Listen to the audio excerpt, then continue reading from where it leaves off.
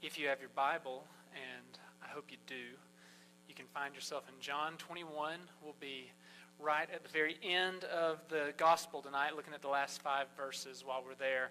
While you're turning there, I don't know how many of you are literature fans, but one of my favorite books that I read in high school and have read several times since was The Great Gatsby. Unfortunately, I think most of you who might know about The Great Gatsby might have encountered it through a movie instead of a book. If that's the case, you should go back and read it.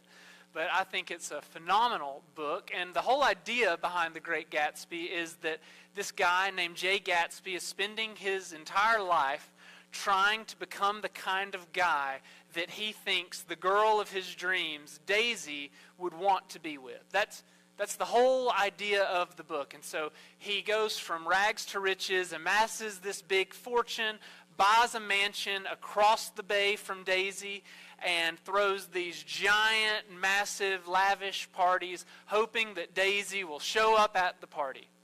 And the story, or kind of the idea under the story in The Great Gatsby, is that Jay Gatsby doesn't just primarily want wealth. That's more ancillary to what he actually wants. He wants, and the whole story is about what Tom Buchanan has. That's the story. Because Tom Buchanan has Daisy, and Tom Buchanan has money, and Tom Buchanan has social status.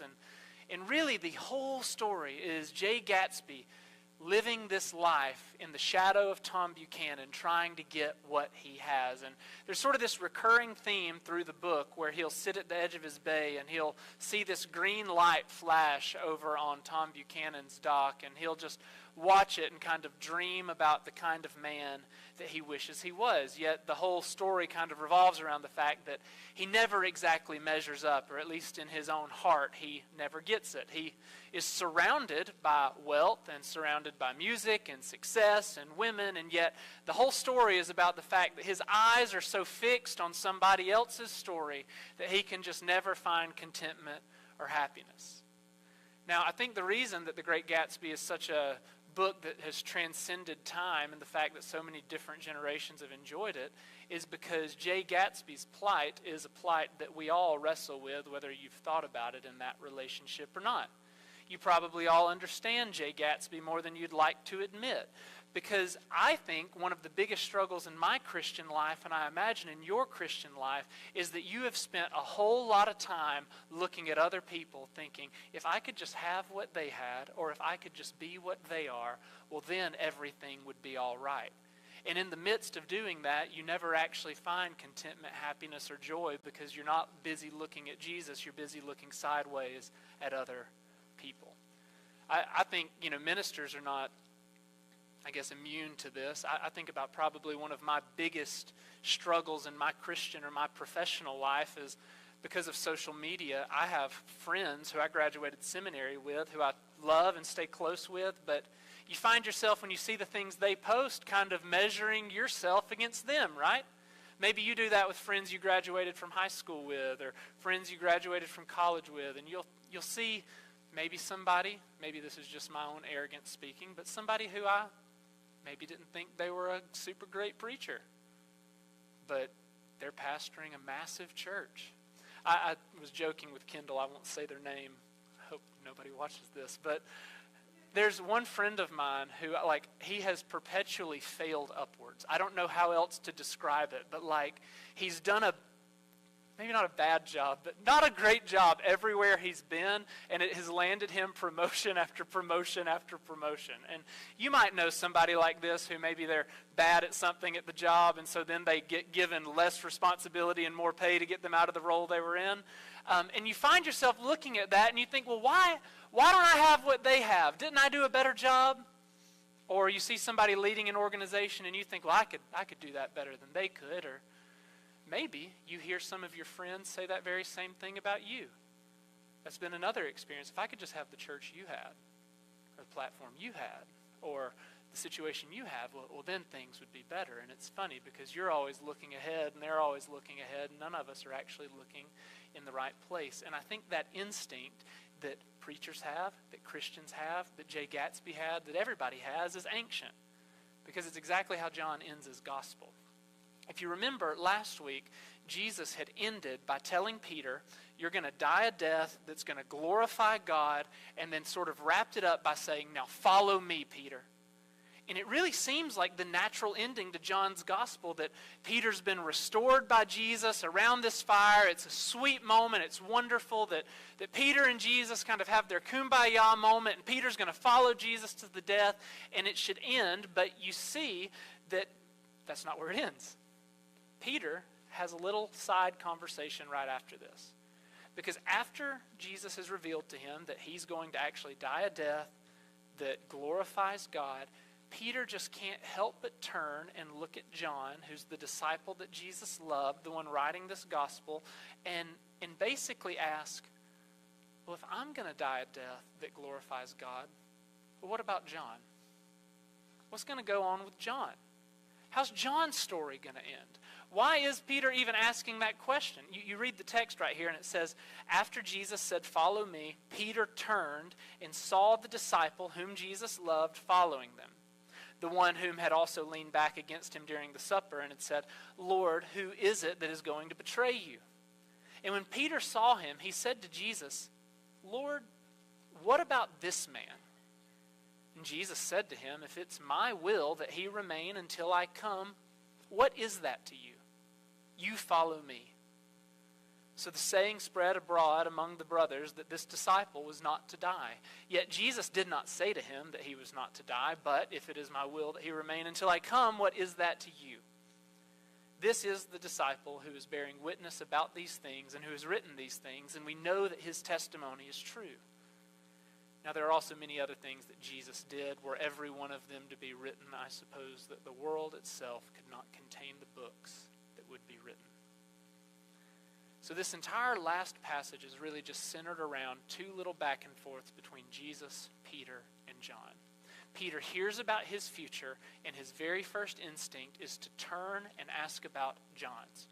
Now Peter seems to have a little bit of a comparison problem, and again, before we beat up too hard on Peter, I think this is true to all of us, but before the cross, if you remember from last week, Peter had made a big deal about how all these jokers may abandon you. I won't. I'll stay with you till the end. Well, Peter gets humbled by his failure when he denies Jesus 3 times very quickly in the face of a teenage girl, but it seems like the temptation to compare has not fully gotten rinsed out of his heart even after this big redemptive moment, because as soon as Jesus says, follow me, Peter's still going to turn and look at John. Now, I even just think textually there's some interesting stuff here, because Peter doesn't care about John's future until Peter finds out that his future is going to involve basically a really difficult death at the hands of the Roman government. This is actually often for us conceptually when comparison starts as well. Most of the time we begin to compare our walks with Jesus with other people as soon as our walk with Jesus becomes a little bit costly. We're pretty great with the lot we've been given in life as long as things are easy, but as soon as things get a little bit difficult, we become very aware of what we perceive everybody else to have, right? Like when you're doing great financially, you don't spend a lot of time thinking about other people's money. When you're not doing great financially, all you think about is other people's money. When you have a great relationship, you don't spend a lot of time thinking about other people. When you're missing a relationship, you spend all your time thinking about it. It's actually the struggles in life that kind of make us turn our eyes sideways towards other people. And so comparison often happens in our life when another person receives what we wanted or avoids what we were fearing. We all have the tendency to do what Peter does when we hear the Lord's word about us, to turn and ask, well, what about them? And what comparison does, and what we're going to talk about tonight, is it's essentially interpreting God's love for you through the lens of another person's life. That's ultimately what all comparison in the Christian life is. It's looking at somebody else and saying, God, what does the way you're treating so-and-so say about what you think about me? If we see their blessing that seems to exceed ours in some particular way, the thought in our head sometimes becomes, well, God must love them more. He gave them more. Or we see somebody with a road that looks a little more difficult than ours, and sometimes at our worst moments, we can be tempted to think, well, God must be pretty pleased with me because I don't have to deal with any of that kind of stuff. So upward comparison can produce envy. Essentially, I'm not enough because I'm not like them. And downward comparison can produce the opposite of envy, which is pride. I am enough because I'm better than they are. But both of their problems is that they keep you and your situation at the center of measuring how richly God has or hasn't blessed you. In essence, the universe has become about what you have or don't have. And so the question that we're going to try to get at tonight in John 21 at the very end is not, am I ahead of so-and-so or am I behind so-and-so, but am I following Jesus faithfully in the life that he's actually given me? Because Peter is making the mistake that we all so often make, which is to think that he needs information about somebody else in order to be faithful where God's put him. The question beneath Peter's question is Jesus, I really want to know, what is the way you're going to treat John say about the way that you feel about me? Because if John's going to have a good long life and I'm going to die at the hands of the Roman government, then, why do you like John more? Why does he get that path? Why don't I get the long life and he have to die on the cross? After all, he ran away too. It's not, you start playing the guessing game. And what Jesus is going to do is going to sound both pretty harsh, but I think at the end of the day is pretty liberating. Jesus, in his one response to this, establishes his authority over both of their lives.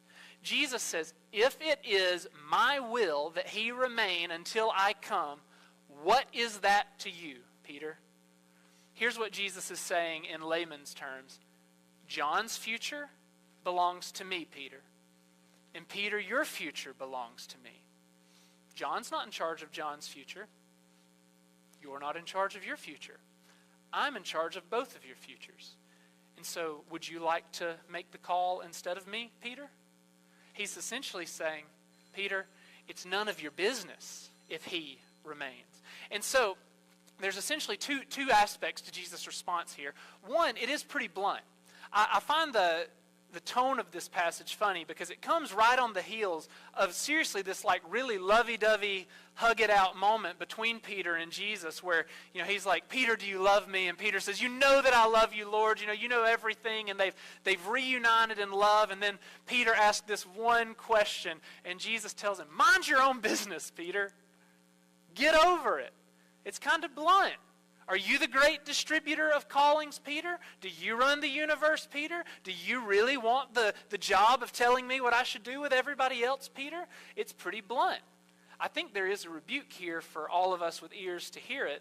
It kind of reminds me of Paul in a really complicated passage in Romans, but in Romans 9 when it talks about how how God hardened the heart of Pharaoh, and essentially Paul asked the question, well, is it fair for God to harden Pharaoh's heart? And he answers, but who are you, O man, to answer back to God? Will what is molded say to its molder, why have you made me like this? You're the pot, not the potter. You don't really get to tell God what he should or shouldn't have done when he made you, when he crafted you, when he gave you breath and life. We don't want to be the great distributor of callings. And often at our lowest, we think that we reserve the right to have some measure of judgment in how God decides to run his universe. We often think that we need to be getting to make decisions that at the end of the day really are above our pay grade. And Jesus is telling Peter in no uncertain terms, you don't get an explanation for John's future if I don't want you to have an explanation for John's future. And that doesn't mean I'm holding out on anything. That doesn't mean I'm cheating you at all. It just means that you need to worry about your calling and you need to let John worry about his because you need to trust me. So it is blunt, it's a little bit of a rebuke, but I think in some ways it's also incredibly liberating what Jesus tells Peter here.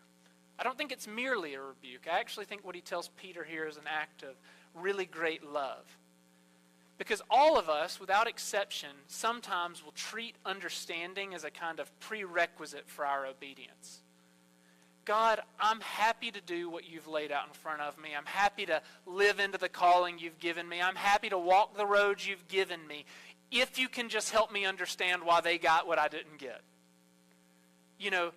if I can just understand why this person that maybe I don't like so much, or that I'm a little jealous of, or a little resentful of, or maybe just a little different than, if you can just give me some kind of understanding of why you've got them on the seemingly better path, that'll make it a lot easier for me to be obedient with the one you've given me.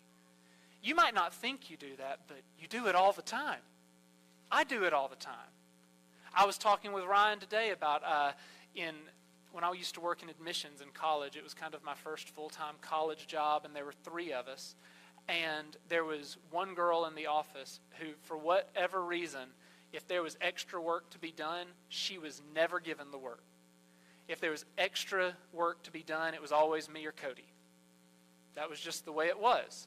And I used to get very resentful because I would go to my boss and be like, well, how come she never has to do the extra work? I always get piled on these extra responsibilities. And one day, Lucas, I was a little offended at the moment, but told me, he said, Will, I have not ever given you a thing to do that you didn't agree to do when you signed up to work here. Why are you complaining about it? You get paid every week. So he gave me no explanation, and never has, as to why she didn't get assigned any of the work, but I got assigned all the work. But at the end of the day, he was right. He had never asked me to do something that wasn't well within my job description, and he never asked me to do something that I didn't go full-minded into the job knowing I might have to do. What did I have to complain about it? What business was it of mine what other work people did? I had somehow bought into the lie that if I could just have a little understanding of why she had to do less, then it would make me happy with doing more. I later came to find out that she resented me, because I always got given the assignments and she never got anything. So we both resented each other for getting things that the other one didn't get, even though neither one of us had anything to do with it.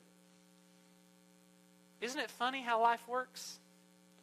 What Jesus is doing for Peter here is he's taking the responsibility for worrying about everybody else's life off of Peter's shoulders and saying, you know what, the path you've got in front of you is going to be plenty for you to worry about without worrying about John too. It sounds harsh until you realize that the best, fullest version of your Christian life will first and foremost be when you're focused on how you're following Jesus more than you're worried about how following Jesus is working out for everybody else. I don't know if you realize this. You probably do. Your life has enough messed up in it right now for you to worry about, and that be all you worry about. It's kind of like Jesus saying that, why would you worry about tomorrow? Doesn't today have enough troubles of its own? You've got enough troubles of your own today than to be worrying too much about mine or the person besides you. You've got your own. And so you need to keep your eyes on Jesus, is his point. Not keep your eyes on other people keeping their eyes on Jesus. You need to follow Jesus yourself. Now, I do think before we get into the ways that following Jesus can look different for people, I've often heard this passage sort of abused in a way of people trying to say, well, I just kind of walk my own path in the Christian life, and they'll use it to kind of try to get themselves out of doing things that the Bible explicitly tells every Christian to do. There are some things that are the same for every Christian regardless of your situation in life. Like there are some things that just transcend any particular idea of calling. I've heard people say things like, well, I'm just not really called to be like a part of the institutional church. It's like your issue is that you don't know Jesus. There is no I don't have to go to church on Sundays. Or I don't have to follow Jesus' commands regarding X. I just don't feel called to that. That's not what Jesus is saying. I think every Christian without exception is called to trust Christ. Every one of you in here, regardless of your situation, is called to have faith in the Lord. Every one of you in knowing and trusting Christ is called to obey him.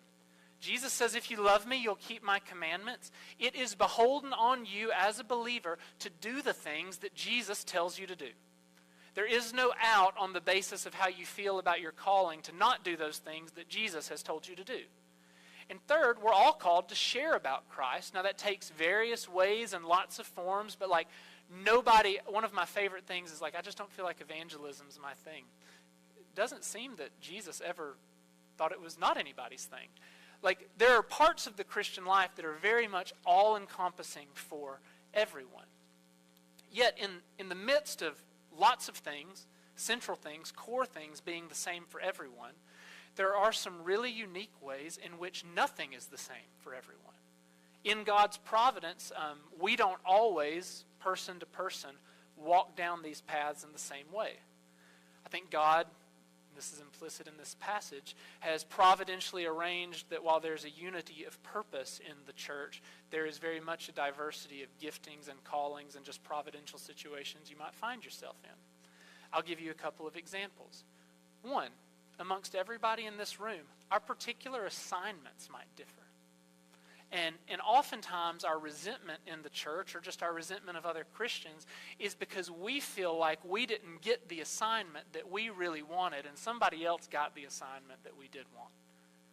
Maybe we wanted to be more in leadership than we are. Maybe we wanted to be less in leadership than we are. Or maybe we really wanted to have great gifts of teaching, but we really just aren't very good at it. Or we wanted to be great at music, but that's just not really our skill set. Or we wanted to serve out in front of people, but we always end up behind the scenes. And the fact is that Jesus and Paul both tell us that the gifts and callings and places you might find yourself within the church are radically different depending on the ways God has gifted you, the church family that He's put you in, the situation you find yourself in life.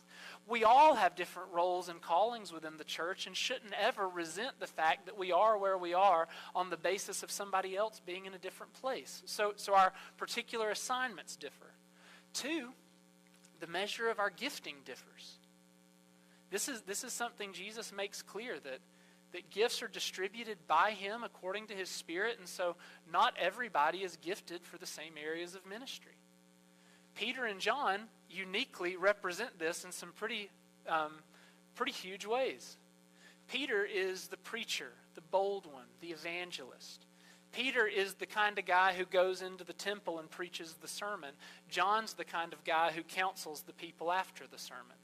John's the kind of guy who writes the Gospel of John, and Peter is the kind of one who writes the little epistle in pretty simple Greek. They're differently gifted. That doesn't mean that they're differently valued. It just means they don't have the same giftings. Oftentimes in the church, you find resentment happens when somebody just simply thinks that they're less valuable because their gifting is in a place that's maybe not as recognized as someone else. But I think what we can learn from this text is that the level of your gifting or the area of your gifting is God's grace to you and has nothing to say about the way Jesus values you. So our particular roles can differ. The measure of our gifting can differ. But three, the amount of hardship we experience in life can differ. And the fact is that some people simply seem to have it easier than other people. Now, I think following Jesus cost everyone something. In a very real sense, following Jesus cost everyone everything. But as you look around the church, you can find that there are people who simply have providentially what we might call a harder hand than others. I think about doing Brother Glenn Strickland's funeral this last week. Almost everybody mentioned the fact that Glenn uniquely suffered physically, which was true. Glenn had to suffer through several different physical things that a lot of people that I know that have lived long lives didn't have to suffer through. I think about my father, who's a good and godly man who got Parkinson's disease in his 40s. People don't get Parkinson's in their 40s. That's not a thing that happens. It happened to him. I think about my grandmother, who was one of the sharpest women I've ever met, who spent the last 15 years of her life not able to remember her own name. Why? I've known wicked people who were sharp up until their last breath. Well, I don't claim to know why things in the universe happen the way they happen, but it seems that Jesus providentially arranges for some of us to have outwardly harder lives than others. But here's where I think what happens in John 21 is such great news for every single one of us. Because this phrase that Jesus says, "What is it to you?" meets all of us somewhere. To maybe the pastor who compares his church to other people's churches. This says, well, why don't you just feed the sheep I entrusted to you? To the single who wants to be married, watching their friends marry. Jesus says, well, don't keep your eyes on them. Like, follow me faithfully today.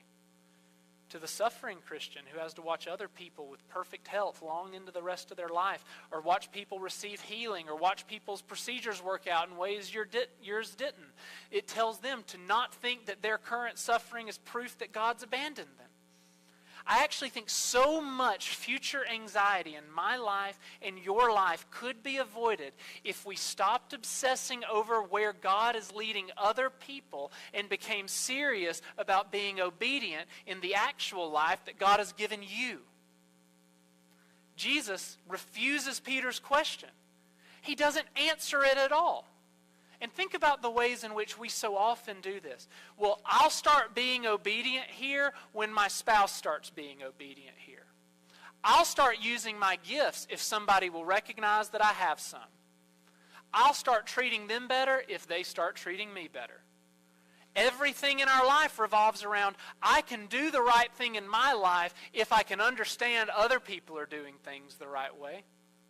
I think that every church and every family and every marriage and every parenting and every sports team, everywhere, everything suffers from the problem of people looking sideways more than looking ahead. Everything becomes a game of comparison. It should have been me that got the opportunity. I should have been in charge. I'm better at that than they are.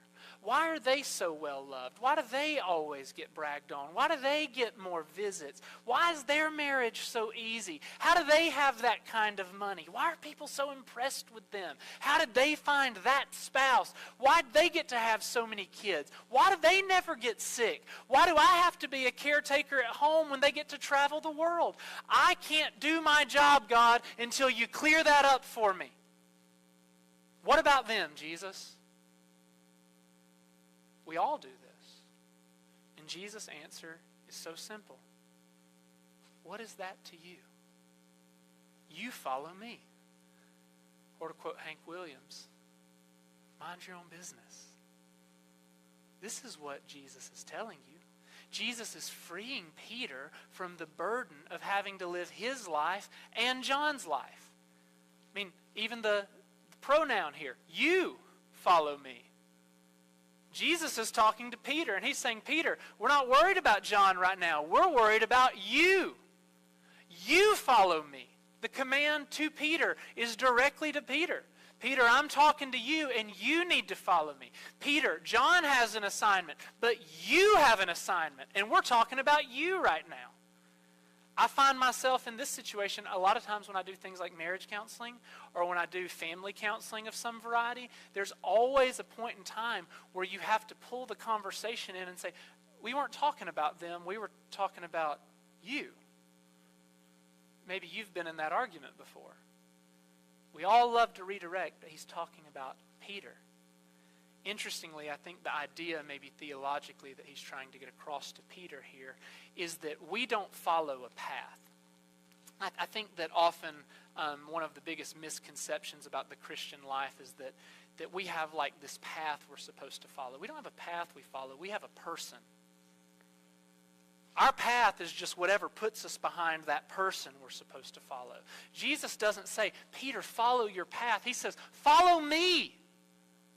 You'll end up where I tell you to end up if indeed you follow me. And so what I think this is why it fits at the ending of John's gospel in light of everything else he said, is Peter has already been told about the way that God loves him. The matter of God's love for him has actually already been settled. We talked about this last week.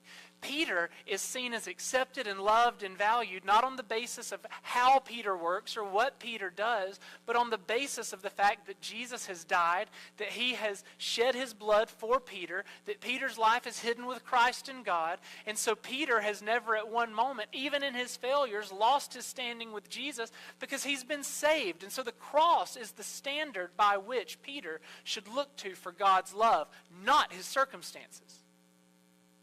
John and Peter have the same amount of love because they have the same cross. And so, what Peter needs to do is he needs to have better perspective about his current circumstances in light of that which he already knows to be true. I read a great essay this week by C.S. Lewis, and I commend it to you. C.S. Lewis has a collection of essays in a book called God in the Dock. It's a really famous collection, but he has an essay on where he's answering questions about Christianity, and I thought this illustration was helpful that he gave. He imagined two groups of people living in the same building, and he doesn't tell us anything about the building, but one group thinks that they're staying in a hotel. The other group thinks that they're staying in a prison. And the people who think that they're staying in a hotel are furious throughout the entire stay. The food here is terrible. The beds here are uncomfortable. The service here is atrocious. This is just not at all what I paid for. But the prisoners, on the other hand, they're like, they gave us beds. There's food and we don't have to pay for it. They feed us every day 3 times. We have windows. Nobody else gets windows in prison. Like, this prison is unbelievable. Same place, different expectations. And Lewis's point in this essay was that what you believe you are owed changes the way you experience what you've been given. That's his main point. And this is enormously important for the Christian life, I think, because if I begin my Christian life with the idea that my life is primarily about my happiness, my comfort, my dreams, and God giving me the life that I imagined I should have, then almost any life God could conceivably give me will lead to me being disappointed. It's just the way that it is. My marriage is not good enough. My body is not healthy enough. My career is not successful enough. My children are just too difficult. My ministry is too small. Somebody else is in the room that I should have gotten. But the gospel actually tells me much more severe news about myself than that the universe is about me. It tells me that actually I'm not owed any of this. I mean, if we believe what the Bible says, this is true of Peter and John, I'm a sinner who deserves judgment.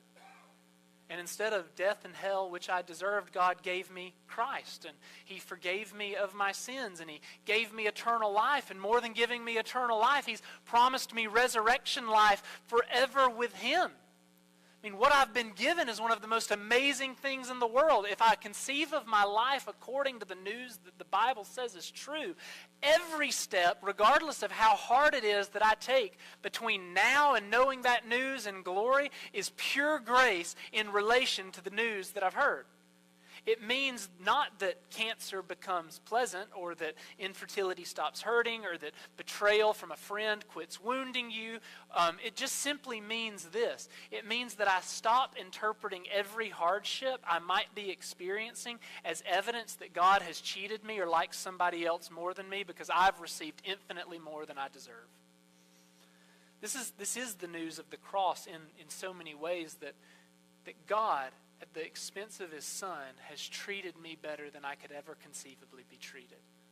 So, in light of that, Peter doesn't get to look at John and say, why did he get that life? What Jesus is saying is, you need to look at me and say, I get Jesus.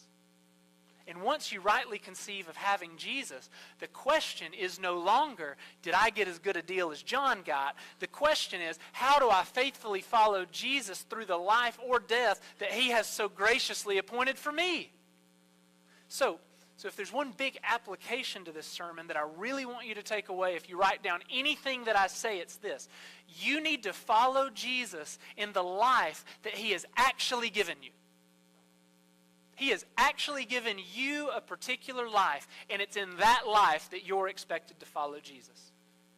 Peter's issue is not that he refuses to follow Jesus. His problem is that he wants to know what following Jesus will look like for somebody else. And Jesus tells him in essence, that is not your assignment. You follow me. Which means, contrary to how we might like to think about it sometimes, our walk with Christ is not some theoretical thing that never touches the ground. It's not some pie-in-the-sky idea that's mainly words on a page. It's something that actually takes effect in real people's lives, namely in yours. So I want to tell you what I mean when I say following Jesus means being faithful in the life that He has actually given you. If God has given you children, that means being faithful to God's commands about what it looks like to raise children with the actual children that He's given you. Not somebody else's children, not the children you wished you had, but the children you have. If you're married in here, did you know that you're called to live out God's commands in response to marriage to the wife or the husband that you actually have? It's easy to be faithful to the theoretical spouse of your dreams, which if you've been married for more than a few months, maybe Chloe and Larkin aren't here yet, but you've probably found out that you didn't marry that one. See, nobody said no. Everybody knows that's true.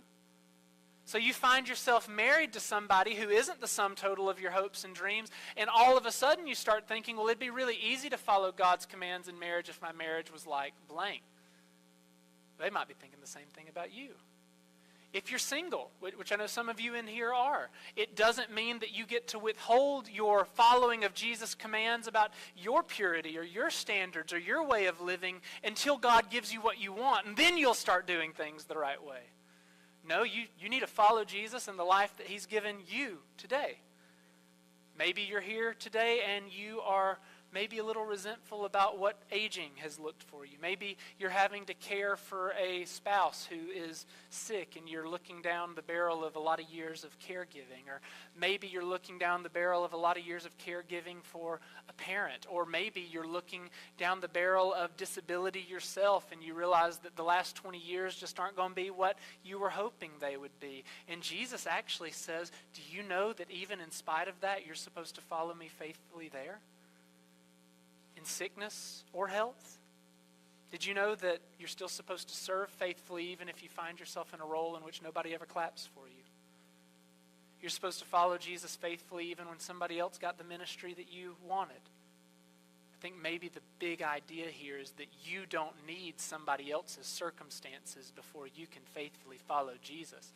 Your current life is not the waiting room for the real life where you can do the real thing. What is it to you? You follow me. That's what Jesus is saying. That means whatever situation you've been using in your life to justify a lack of obedience, Jesus says, that's really not good enough because it's not your business to distribute callings to people. That's mine. I've given you your life, and you're obligated to follow me in it today. I think that for all of us, and I don't mean this to be without grace, but for all of us, it means following Jesus while simultaneously grieving a life that just didn't happen the way you thought it would. Everybody's life is marked with these things. The marriage that ended, the child that you lost, the dream that just didn't work out the way it was supposed to, the career that just never developed the way you were hoping it would, the relationship you hoped got repaired that just didn't. John Piper put it this way, and I find it helpful. He said, occasionally, weep deeply over the life that you hoped would be, grieve the losses, feel the pain, then wash your face, trust God, and embrace the life he's given you. If that isn't true for every single one of us. And it's true. Peter and John end up living very different lives. I find verse 23 funny because it says that a rumor spread after Jesus said all this that John was not going to die. And then John corrects it and says, Jesus did not say that I was not going to die. But there's even a note that I think is funny to realize here. I want you to remember when John is writing this. Because contrary to how you might conceive of the Gospels as having been written, we would estimate or think that the Gospel of John was probably written somewhere in like the late AD 80s or the early AD 90s. John is a really old man when he's writing John. He's writing John from the church at Ephesus after a lifetime of suffering. Funny enough, like he's writing this decades after Peter's already dead. Like he's not writing this with him and Peter figuring out what the future's going to look like. He's writing this looking back on the fact that what Jesus said would happen to Peter really did happen. And so I can imagine Peter standing there looking at John thinking like, well, man, John really gets the better deal out of this. Like he gets to just live and live and live and live and live and live. And I'm gonna like get out of this situation with Jesus. He's gonna go to heaven and I'm gonna die in the next few years. You can almost imagine John writing this book from the other side of history and kind of knowing what we know about what John went through. Like, oh yeah, man, it was great. I got to live a long time. About halfway through my ministry, they boiled me alive in oil, and they exiled me to an island where I sat alone for 20 years before getting to return home to die. I mean, it wasn't as though John's life was just this long, great life of ease. Peter was here for a good time, but not for a long time. John was here for a long time, but not necessarily a good time. Their paths were different. But I think even in that, it's instructive that in your looking sideways at other people's life, brothers and sisters, the grass is not always as green as you think. Sometimes you're envying somebody else's calling or their particular providential assignment in life because you have no idea what living on that particular path actually cost them. You just see the parts of it you would like. You don't want to take the parts you don't. Sure, Peter's path included martyrdom. Sure, John's path included a long life, but neither of those were the sum total of their path. But I think the idea here is that Peter doesn't need John's assignment to be faithful, and John doesn't need Peter's assignment to be faithful. John gets longevity in a writing ministry. Peter gets a preaching ministry in a short life. Neither one of them get it remotely easy, but the point is that both of them get Jesus, and that's Jesus' point. He's held nothing out on a single one of them.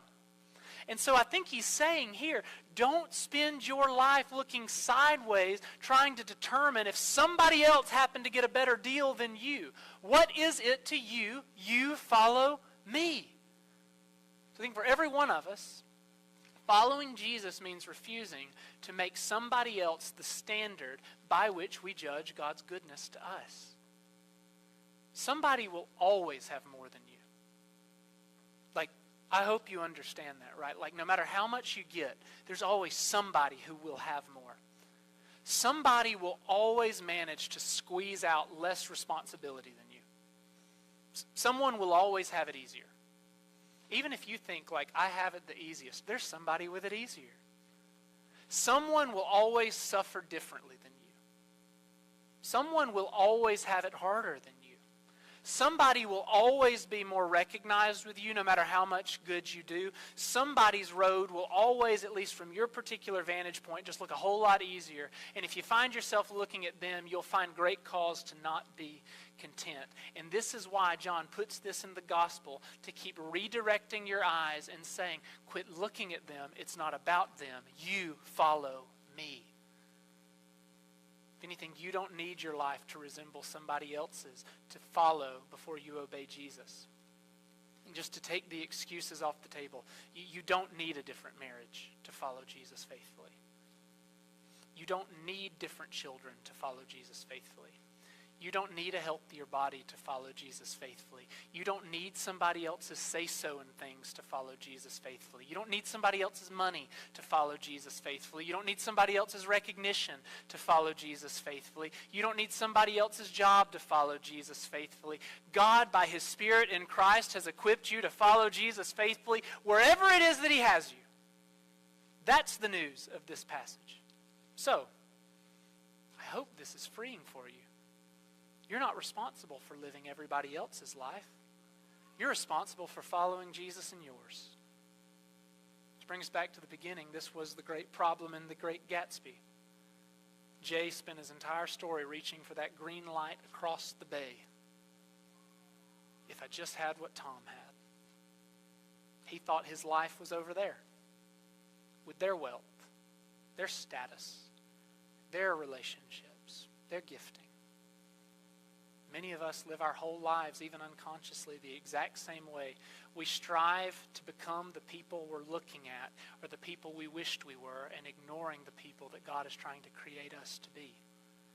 And John 21 gives us a far better and I think far more hopeful picture than a man reaching across a dark bay hoping for something that he can never have because he's just not the kind of person who can have it. It gives us Jesus standing on the shore welcoming all who would come to Him in faith. And if you follow Him on the assignment that He has given you with the gifts and talents He has given you and the cost that He has appointed for you, and follow Him when you're recognized and follow Him when you're not, and follow Him in your joy and your grief and your pain and your life and even maybe your eventual death, you follow Him because the one who calls you is so much better than the explanation you have demanded for Him about why somebody else's life looks different. So the question John 21 gives us is not, what about them? What about them? What is it to you? Does it matter? Is it a big deal? Would it actually help if you knew? Probably wouldn't. That's why Jesus redirects our eyes and says the ultimate question for each and every one of us is not, what will I do with them? It's, what will I do with Jesus? So to end the story with the same thing that John does, what is it to you? You follow me. Let's pray. God, we thank you for your word, even when it challenges us, even when it demands us to, as your word says, pick up your cross and follow you. Jesus, as we consider what this might look like for each and every one of our lives, to follow you faithfully on the path that you've given us, help us to follow you with glad hearts. You've been so gracious to give us anything you've given us. And if it be your will that we suffer in following you, God, we don't suffer from anything a resurrection won't fix. We suffer from nothing that will not be repaid sevenfold in the life to come. Jesus, you have held nothing out on us. Actually, you tell us in your word that there awaits for us an inheritance that can't be eaten, rusted, or taken away. We are secure in you, Jesus. So help us live in the life that we have, even the lives we have right now today, faithful to you because you have been faithful to us in your gospel. And we ask all of this in Jesus' precious name.